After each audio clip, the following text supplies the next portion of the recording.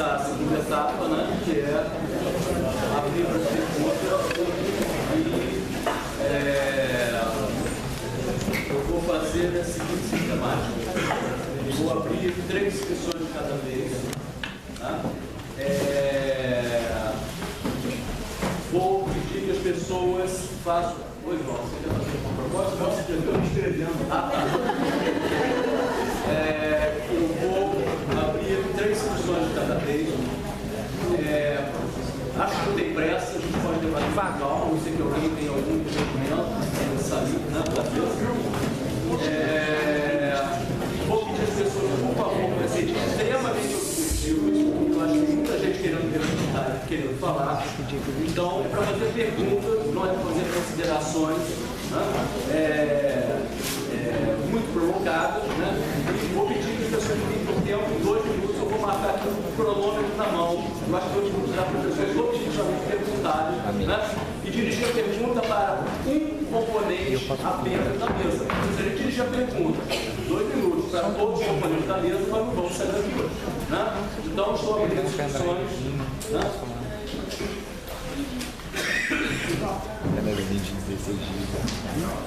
Logo Heloísa, Flávio, Henrique, Azevedo, Paulo.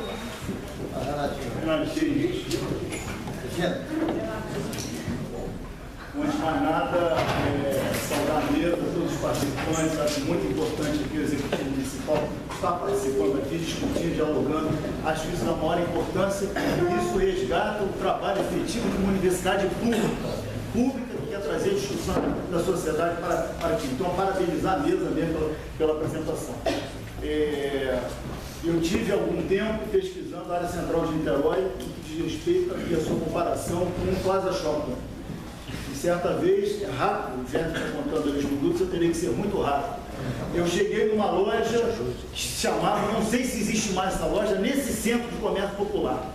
O nome é Xodó da Pretinha. Eu perguntava, naquela época, aos diversos lojistas que eu pesquisei, por que você não se transferiu, ou se havia interesse de você se transferir para o Plaza Shopping. Uma resposta que eu nunca mais me esqueci, ele falou o seguinte: eles não falam a nossa língua. E é em cima dessa passagem, evidentemente que não é só dessa, que eu fico me perguntando. Primeiro, uma região cuja fragilidade é imensa, que tem diversos atravessamentos ali, um comércio popular, população, uma enorme quantidade de pessoas que moram ali, o que vai ser dessas pessoas? Isso já foi colocado, mas eu gostaria de enfatizar, porque eu pesquisei nessa área a questão do comércio. Segundo aspecto, o porquê da emergência da aprovação do projeto.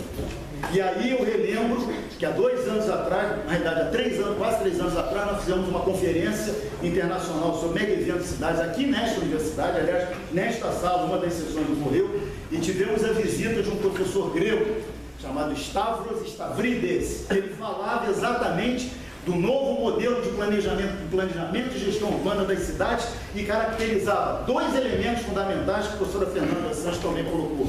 O primeiro, a emergência dos processos de decisão que o Executivo Municipal não poderia, ou as administrações locais não poderiam perder as suas oportunidades. Então esse projeto, e eu já vou terminar, porque eu já vou terminar, isso é obediente, mas vou falar mais um instantinho. Estou terminando. O Executivo Municipal, as administrações locais não deveriam perder as tais janelas de oportunidade. Ou seja, eu imagino que o Executivo de Niterói tem o direito, e aí eu acho importante para a gente aqui, há um projeto de cidade do Executivo, isso é um projeto de cidade, e é legítimo o Executivo Municipal ter este projeto de cidade. Só que esse projeto de cidade não é o meu projeto de cidade. E eu não sei se é o projeto de cidade da maioria dos habitantes da população de Niterói. Claro que alguns podem dizer que a eleição majoritária o prefeito Rodrigo Neves ganhou. E com isso ele tem a carta branca para colocar o projeto de cidade. Eu não vejo assim. Mas de qualquer maneira eu acho que temos que reconhecer o direito do Executivo ter um projeto de cidade. Lamentavelmente não é o mesmo projeto na minha perspectiva de entendimento que seja uma cidade.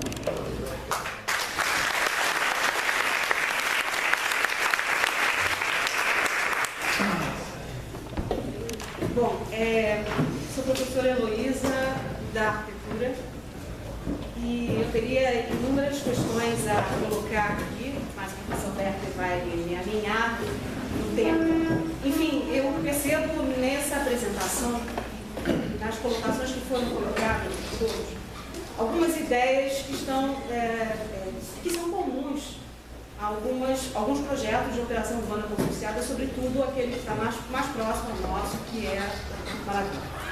Primeiro, o determinismo, sabendo o determinismo político. Segundo, uma singularidade temporal com uma leitura de oportunidade casuística, que foi colocado também pelo Galpo, um sentido de urgência e de emergência, que extrapola tudo e que atropela tudo. Uma busca por eu vou usar essa palavra, não sei se está presente, uma busca por um solucionismo, uma tentativa de solucionar.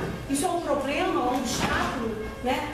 Essa área passa a ser um obstáculo para a cidade, então precisamos solucionar esse problema. Não é por aí, quer dizer, não é porque tem escalas e tem tempos diferentes. As pessoas estão sendo utilizadas como adereço, como acessório, e elas não são, elas são protagonistas.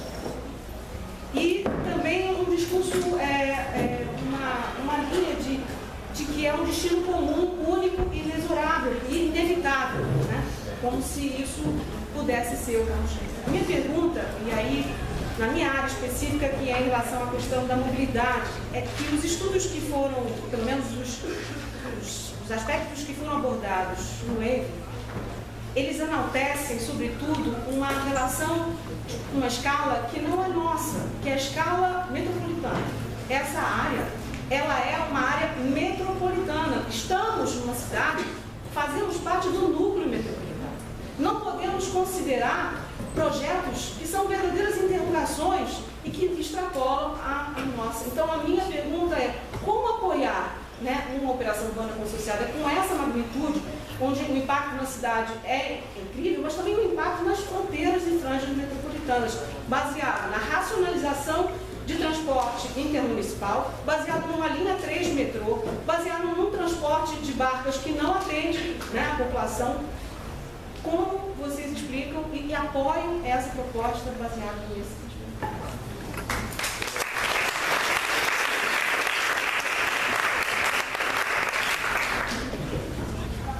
Boa tarde, meu nome é Fábio, eu sou ex-aluno aqui da Universidade Federal Fluminense de graduação e de mestrado, sou funcionário atualmente aqui da universidade. A minha pergunta é para a secretária. Foi dito aqui sobre habitação popular, programa Minha Casa Minha Vida, que estão sendo construídas 1.200 unidades. Eu primeiro gostaria de saber em quais locais estão sendo construídas essas unidades, se já estão sendo realmente construídas, se estão sendo planejadas, e por que, quando se pensa, por exemplo, na Minha Casa Minha Vida, que não atende só a classe mais baixa, atende classe baixa, classe média baixa e classe média, visto que os projetos vão até R$190 mil atualmente para o nosso município aqui, por que não se pensou em programas habitacionais desse tipo para o centro de Niterói também? Se caso se pensou, se realmente onde vão ser implantados. Necessito isso. Obrigado.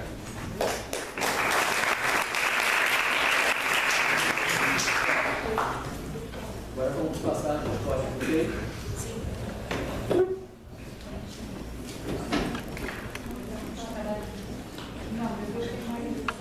Nós vamos fazer bloco de 3. É maior. Vai de bloco de 2.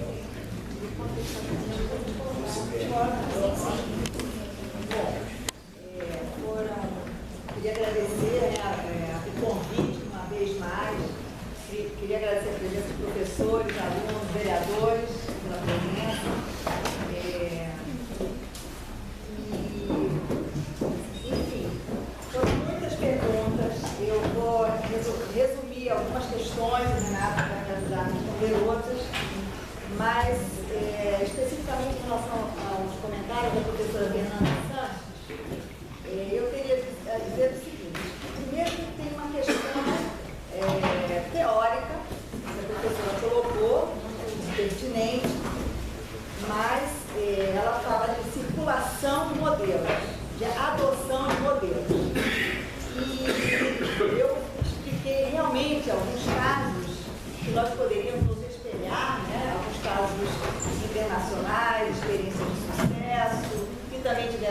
fracassos, mas são experiências que vinculam uma determinação do poder público, municipal, estadual, federal, ou os 3 níveis, empenhados em revitalizar áreas e centros históricos de importância que hoje na literatura se observa, que são casos que estão aí, visitantes, gerou turismo, gerou negócio, gerou economia, gerou melhoras sociais.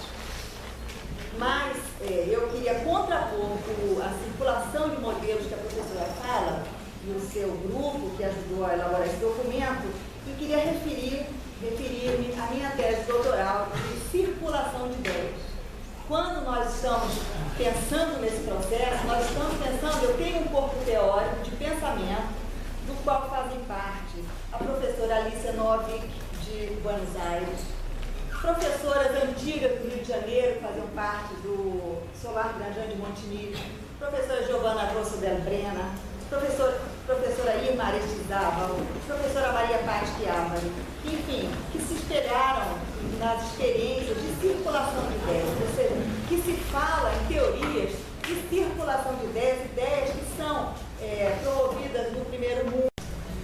A questão eu vou deixar a questão da mobilidade mais para o Renato, porque a Heloísa, arquiteta, falou sobre a questão do transporte, o Renato vai responder, e o Fábio falou dessas habitações Minha Casa Minha Vida. No programa do centro, nós optamos, até por uma questão de metodologia, realizar um programa de urbanização e regularização fundiária nas comunidades de baixa renda. E também porque existe um programa, como eu falei, periférico, que é um programa do bairro de Fátima, Caramujo. Não sei se o Daniel pode me ajudar, quais são os outros 3 projetos.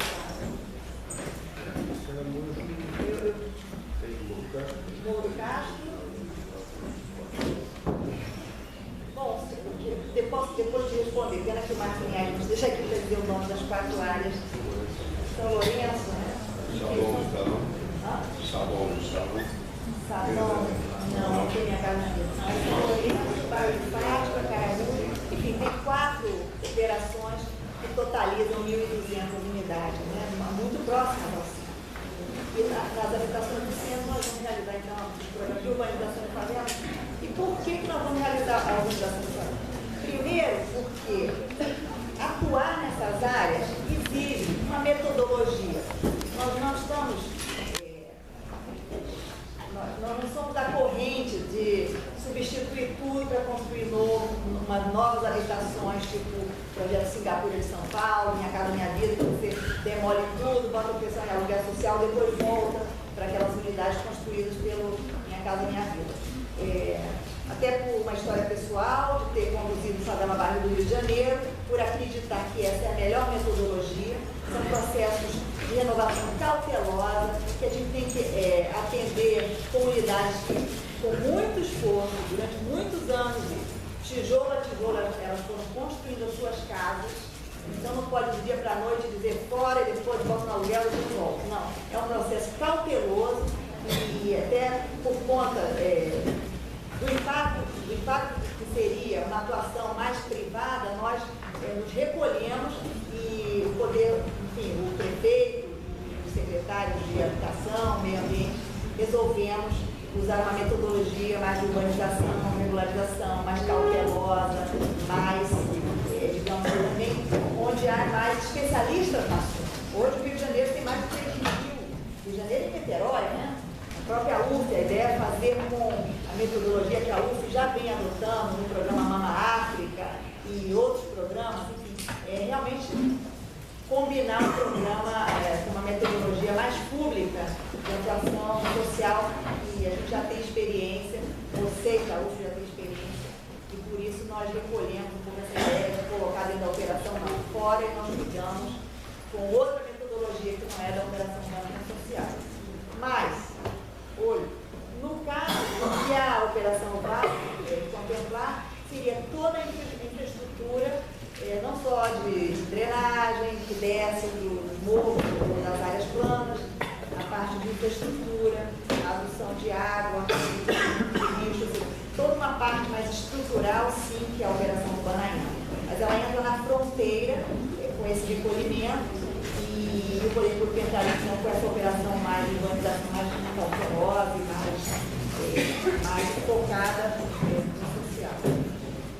Bom, eu acho que eu já respondi mais ou menos todas as questões aqui colocadas. Eu pediria que o Renato colocou também algumas Vou tentar ser breve aqui. perguntas. Dá para agregar tudo que foi dito aqui em alguns conjuntos de críticas, sugestões, recomendações.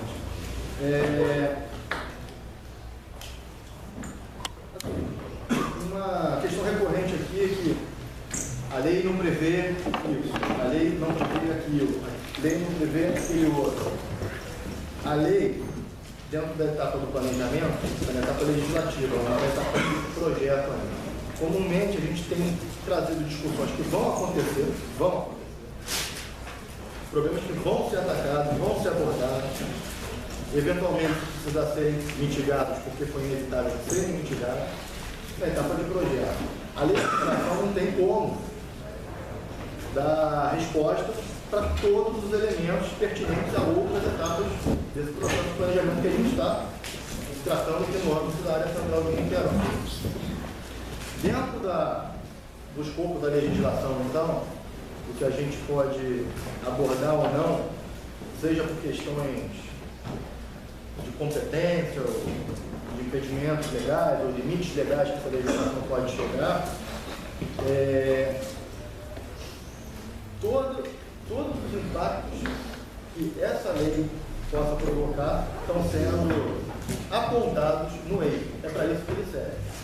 O EI é contratado para que a empresa que faz o EI conte para a gente esse tipo de orientação, esse tipo de impacto. Se você virar a página daquilo tudo que você apresentou ali, professor, tem lá medidas mitigadoras. É só virar a página. Cabe ao EI apontar todos aqueles problemas que foram apontados ali. Se não estivesse apontando, a gente deveria estar desconfiando da qualidade desse EI.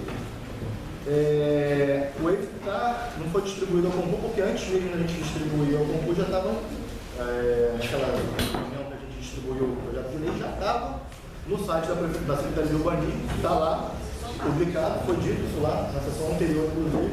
Qualquer um pode entrar no site da Secretaria de Urbanismo, pegar o EI, ler, ver todos os impactos que o EI aponta, que podem ser causados, e ver as propostas de mitigação desses impactos, propostas lá.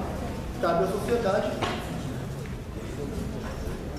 está sendo analisado ainda, cabe à sociedade, inclusive, ver lá se aquelas medidas que estão sendo apontadas são suficientes ou não. É para isso que serve a consulta pública, por isso que ele está publicado no site. Está tudo lá, a gente não tem nenhuma pretensão, pelo contrário, isso aqui é com certo grau de humildade. Não pretendemos resolver todos os problemas que a cidade de Niterói tem com essa legislação, ela tem limites.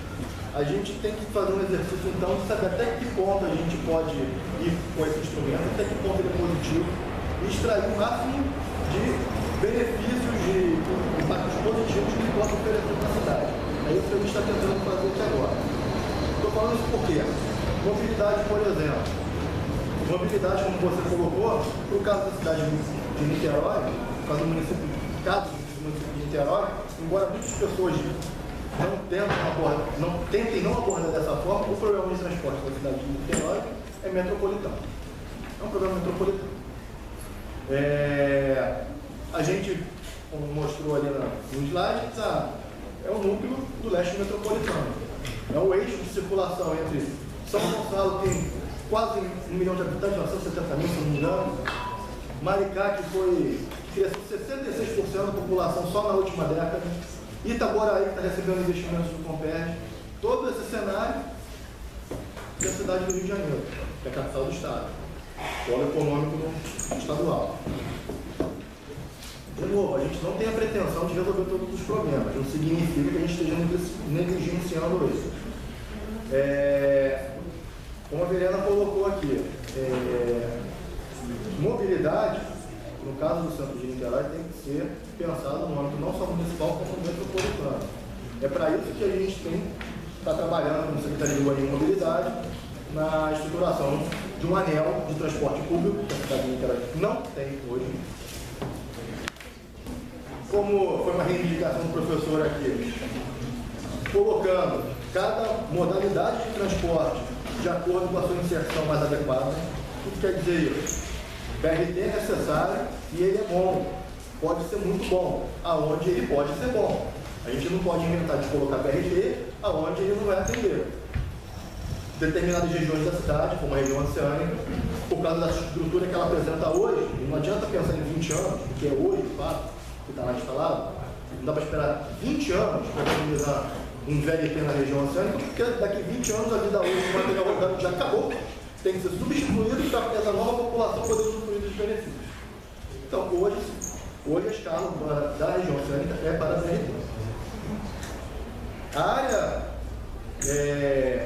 analisando demograficamente a espacialização da população no município de Niterói, o centro de Niterói pode ser considerado Icaraí, Santa Rosa, até o início ali de São Lourenço. É a parte que apresenta as maiores densidades hoje de Niterói. E, não por um acaso, também é a parte que apresenta um traçado urbano clássico, quadriculado, diferente da região oceânica, da Silveira mais a subúrbios, rodoviários, que além dessa alta densidade é caracterizada também pela falta de espaço.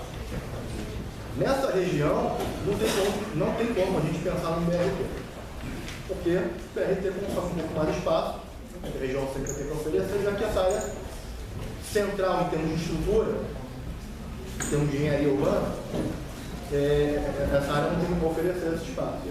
Então estamos trabalhando desde o início do governo, até me acostumar com os termos, porque agora sou governo, a gente está trabalhando para inserção, para viabilizar a inserção de um sistema veículo leve sobre trilhos, nesse trecho entre Charitas e o centro. Para quê? Para inclusive fazer, como foi reivindicado aqui, a integração multimodal. A multimodalidade, como o nome diz, são diversos modos que se complementam. E a partir daí a gente tem uma rede estabelecida que não deve, nem tem como ser tratada no âmbito da qualificação da área central de Niterói. O transporte tem que se pensar em multimodalidade de forma que elas se complementem para estruturar uma rede que atendam, pelo menos, o município. Aí entra a questão da questão metropolitana, da problemática metropolitana, que tem vários planos e projetos, de novo, não estamos inventando nenhum da noite para o dia aqui, que já foram feitos desde a década de 90, que abordam soluções, propõem sugestões para tratar a mobilidade no município de Niterói. Estamos considerando todos eles. Estamos considerando, como o plano Lerner diz, de desconcentração do terminal João Goulart em outros terminais, para poder fazer a integração, poder permitir que quem venha de São Gonçalo não tenha que ir ao centro para ir trabalhar em Caraí, que ele possa seguir uma linha mais perto da sua linha reta, não ter que desviar, até porque essa população flutuante é um problema para o centro de Niterói. População flutuante, o que eu quero dizer? Pessoas que passam pelo centro sem ter algum tipo de vínculo no centro. Essas pessoas impactam hoje o centro. A municipalidade tem que colocar dinheiro em gestão, foi colocado aqui até uma crítica que vem recorrendo, que a área central depende de gestão, menos de projeto do que gestão. Olha, desculpa, isso é uma ofensa à memória, inclusive, das pessoas que já passaram antes pela nossa prefeitura. Todos os projetos que a gente viu de revitalização fazem diagnósticos que mostram como a cidade de Niterói vem sofrendo desde que deixou de ser capital do Estado. O processo econômico, de esvaziamento econômico, ela vem sofrendo há décadas. E o centro é o que mais sofre. É o que mais sofre porque tem aí modelo, de urbanismo brasileiro, de expansão da fronteira urbana, de produção de novas áreas, de expansão e esvaziamento das áreas centrais, que isso aí vocês devem debater aos montes aqui. Então não é só gestão, não é só varrer calçada que vai resolver problemas que são históricos na cidade de Niterói. Não, a gente tem ouvido isso. Não é só um problema de gestão, é um problema de infraestrutura. Eu entendo que se você for às 2 horas da tarde ao centro fazer compras, ele está lá vivo. Espera o comércio fechar. Vai lá domingo. Não é? As pessoas que moram lá. Assim, a gente não está negando aqui toda a vitalidade de dentro do centro, todas as qualidades, todos os potenciais. Pelo contrário, a gente está aqui, como a gente apresentou ali, levando em consideração todo esse potencial da área central de Niterói. Só que a gente não pode fechar os olhos e simplificar a discussão para uma questão de gestão, está faltando gestão no espaço. Também está. Não discordo, também está, mas não termina por aí. Indo aqui para... Bom, tem muitas questões assim que são pertinentes, que vão ser discutidas na etapa de projeto, só por causa do horário aqui, acho que é mais importante responder agora as perguntas finais aqui. Mobilidade tem que ser tratada como sistema, como rede, é municipal. Não adianta explicar a questão da mobilidade da área central. Inclusive, quando o Rave aponta lá, quando a gente traça uma ciclovia, aumenta a possibilidade de acidentes, aumenta mesmo, porque não tinha ciclovia nenhuma, lá a gente bota esse tipo de situação.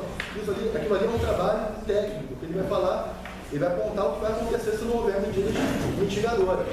Ele tem que alertar. A obrigação desse documento é alertar para esses problemas. Assim como a questão de atendimento à população afetada, a gente não está desprezando de forma alguma a população pobre. Pelo amor de Deus. Em nenhum momento, se esse projeto de lei em algum momento orientado dessa forma, que por favor avisem a gente, que a gente, aonde está nessa lei esse projeto, uma coisa que a gente nesse sentido, que a gente trabalha essa questão. Até porque todo esse cuidado que a gente teve em planejar as densidades de construção pelos setores é justamente para tirar a pressão, não ocorrer como aconteceu em outras operações urbanas, tem que ficar claro que a gente também tem ouvido, vamos ver outras experiências de operação urbana. Vem todas as críticas que vêm em todas as operações urbanas, nós estamos aprendendo também com a experiência. Todas as operações urbanas até agora aumentaram o potencial construtivo pré-estabelecido. Essa aqui é a primeira que diminui. Essa é a primeira que diminui, que tira a pressão de reedificação e, por consequência, substituição de população, de comércio, de trabalhadores e outras questões.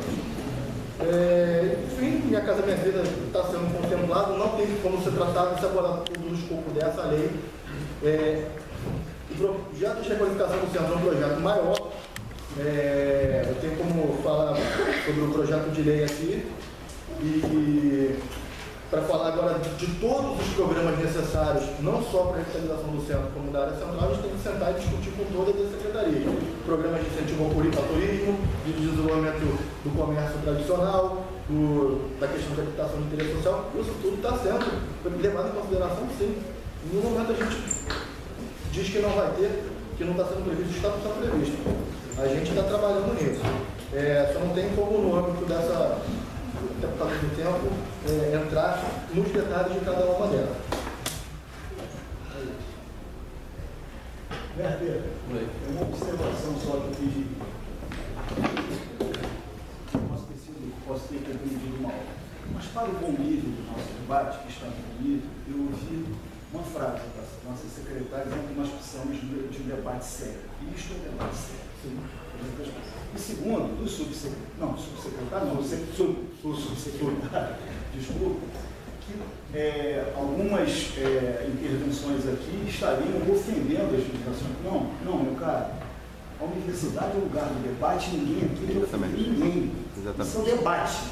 Debate é exposição livre das ideias, livre, porém respeitosa das ideias. Não houve delicadeza, não houve delicadeza, não pensar. Não perder essa riqueza de discussão. Só isso, para não perder eu gostaria de falar. Não colocar nem ofensa e nem dizer. Você falou isso? Não. Então, o colega falou isso, melhor dizendo, porque eu nem me conheço tanto. O senhor falou isso. Me desculpe, mas é até ofender. Não, ninguém está ofendendo ninguém. Isso daqui é uma universidade e a universidade é um lugar para o debate livre das ideias. Só isso. É só essa questão de ordem. Só para esclarecer aqui a minha fala e tentar responder também. Não, pelo contrário. Pelo contrário. É só porque começou a explanação aqui hoje, lendo uma carta que foi assinada, se eu não me engano, por Jorge Martins, por Tia ONU. É isso? Não, meu cara. Você fez uma função da intervenção da professora Fernanda Sanches. Eu também não. Educadores, vocês enquanto gestores e nós todos enquanto cidadãos metropolitanos, né? Então, essa questão da circulação de modelos, secretária, é uma questão que eu percebi e a qual eu dediquei dediquei muitos anos da minha vida de estudo e de energia e resultaram num livro que está hoje, foi reeditado, está em sua segunda edição, que se chama Reinvenção das Cidades para o Mercado Mundial. Esse livro, que passou pela chancela também numa banca de doutorado, né, com a fértil e importante contribuição da professora Tira Arantes, né, filósofa, professora por muitos anos da Escola de Arquitetura, da Faculdade de Arquitetura e Urbanismo da Universidade de São Paulo, do professor Carlos Weiner, professor titular do IPU-UFRJ, nosso programa de doutorado mais conceituado e nosso programa de pós-graduação talvez mais conceituado do Brasil, né, das universidades brasileiras, professora Ana Fania Alessandri Carlos, professora Amélia Luísa Damiani, professora Núria Benato Catalã e pesquisadora como eu. Essa reflexão passa por essa circulação de ideias, ideários e modelos, interpretando a chegada do planejamento estratégico e o Rio de Janeiro como porta de entrada para uma circulação de ideias, de ideários e de modelos que se espraiou como uma rede de cidades latino-americanas. Esse pensamento, essa síntese relativa à circulação de modelos encontra também o seu rebatimento na questão da gentrificação. Ainda em Barcelona, como pesquisadora, em diálogo com pensadores e pesquisadores como João Eugênio Sanches, Pere Lopes, Núria Benac, Rosa Tello, muitos deles colegas do professor Márcio Pinon, alguns deles, por não falar na literatura de Manuel Vázquez Montalbán ou das ciências sociais do professor Manuel Delgado, que nos ajudam a reconhecer nessa experiência emblemática que iluminou como referência conceitual, metodológica e urbanística tantos projetos, que é a experiência do urbanismo olímpico de Barcelona, também nela elementos de exclusão social e de gentrificação.